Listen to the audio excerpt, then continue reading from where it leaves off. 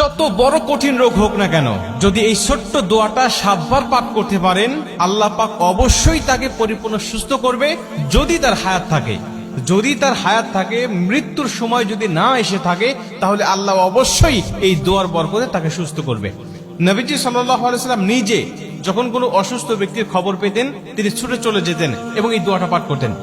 তিরমিজি শরীফের বর্ণনায় আসছে, আব্দুল্লাহ ইবনে আব্বাস রাদিয়াল্লাহু তাআলা আনহু হাদিসটা বর্ণনা করেছেন। তিনি বলেন যে রাসূল সাল্লাল্লাহু আলাইহি ওয়াসাল্লাম এক অসুস্থ ব্যক্তির কাছে গেলেন এবং গিয়ে তার শিয়রে বসলেন, একেবারে তার পাশে বসলেন এবং মাথায় হাত দিয়ে তিনি এই ছোট্ট দোয়াটা পাঠ করলেন। এবং নবীজি আমাদেরকে উদ্দেশ্য করে ডাক দেয়া বলেন, শোনো, এই দোয়াটা যদি কোনো ব্যক্তির কাছে গিয়ে, যদি কোনো মুমূর্ষু ব্যক্তির কাছে গিয়ে, যদি কোনো অসুস্থ ব্যক্তির কাছে গিয়ে এই দোয়াটা তোমরা পাঠ করতে পারো, আর আল্লাহ যদি ওই সময় তার মৃত্যু না লিখে থাকে, তাহলে অবশ্যই আল্লাহ পাক এই দোয়ার বরকতে তাকে সুস্থ করবে, তাকে শেফায়ে আজেলা কামেলা দান করবে। আম্মাজান আয়েশা রাদিয়াল্লাহু তাআলা তিনি বলেন যে নবীজি যখন কোথাও কারো অসুস্থের খবর পেতেন, তিনি আর ঘরে থাকতেন না, ছুটে চলে যেতেন। সে মুসলিম নাকি অন্য ধর্মের লোক, এটা তিনি দেখতেন না।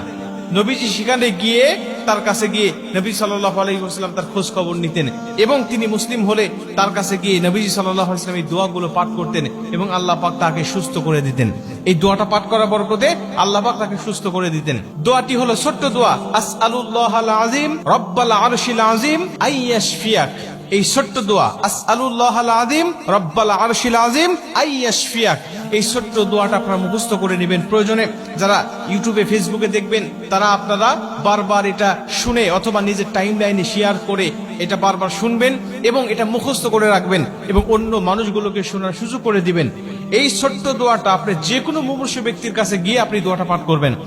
অথবা অনেক মানুষ কিন্তু আমাদের কাছে দোয়া চায় যে আমি অসুস্থ আছি, একটু আমার জন্য দোয়া করেন।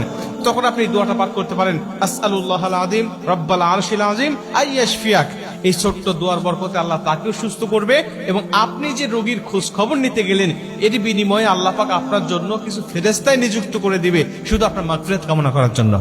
মুসলমান ভাইরা আমার, নবীজি সাল্লাল্লাহু আলাইহি ওয়াসাল্লাম বলেন, যখন কোনো ব্যক্তি মুমূর্ষু ব্যক্তির খোঁজ খবর নেওয়ার জন্য যায়, যদি সকালবেলা যায়, আল্লাহ পাক তার জন্য একদল ফেরেশতা নিযুক্ত করে রেখে দেয়।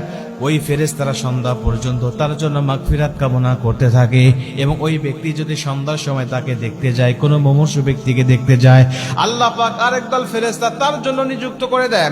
ফজর অবধি পর্যন্ত আল্লাহ রব্বুল আলামিনের কাছে ওই ফেরেশতারা ওই বান্দার জন্য আল্লাহ রব্বুল আলামিনের কাছে মাগফিরাত কামনা করতে থাকে। আপনি তার খোঁজ খবর নিতে গেলেন, সে অসুস্থ ব্যক্তির, এই খোঁজ খবর নিতে যাওয়ার কারণে আল্লাহ আপনার জন্য ফেরেশতা নিযুক্ত করে দিচ্ছে আপনার জন্য মাগফিরাত কামনা করার জন্য।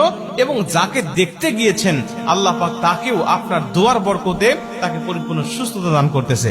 এই দোয়াগুলো পরীক্ষিত আমল, এটা সাহাবীদের আমল থেকে, নবীজি সাল্লাল্লাহু আলাইহি ওয়াসাল্লাম আমল থেকে এটা কিন্তু চলে আসতেছে। এজন্য আপনিও যখন কোনো মুমূর্ষু ব্যক্তির খোঁজ খবর পাবেন, তার কাছে গিয়ে আপনি এই দোয়াটা করবেন ইনশাআল্লাহ।